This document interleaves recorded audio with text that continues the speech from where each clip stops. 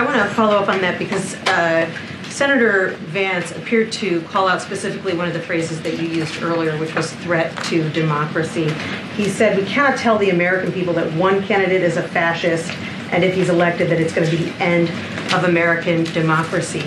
Now, I recognize that Donald Trump has also used those phrases, threat to democracy, danger to democracy, but in light of what has happened and in light of the fact that there are going to be disturbed people who take words like threat or danger literally, is the president and is the vice president considering avoiding those specific terms, threat to democracy or danger to democracy? I mean, look, and I answered this question. The president has always been very clear-eyed about this, about the threat of the former president represents to our democracy. Just think about January 6th. This administration has the responsibility to be honest to the American people.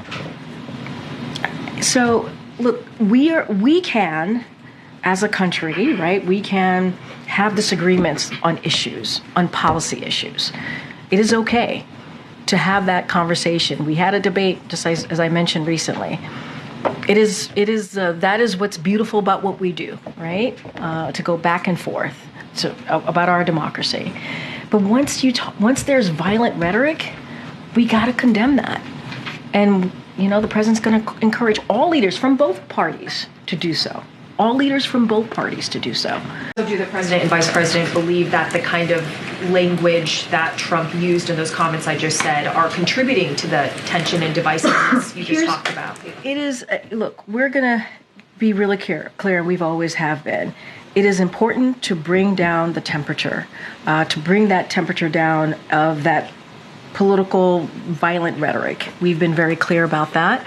And we believe, this president believes, let's not forget why he decided to run in 2020, was about that, was about making sure that we bring the country together, that we bring people together, and it was not about dividing. And so we're going to continue to be very, very clear about that. We're going to continue to call that out. And they did, January 6th. Just to be clear, just to clarify, so You're saying that the president and vice president believe that former President Donald Trump should be toning down his rhetoric? So I'll say this. President Biden has been clear-eyed about the threat that the former president represents to our democracy. He's been clear-eyed about that. From his role, let's not forget, from his role of January 6th, where he refused to accept the outcomes of free and fair elections. It's not going to stop the president and the vice president to call out, to continue to strongly call out, when it comes to protecting our democracy. We have to be forceful about that.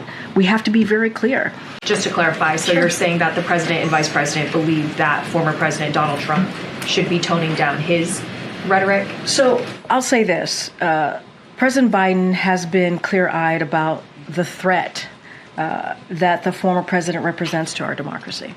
He's been clear-eyed about that.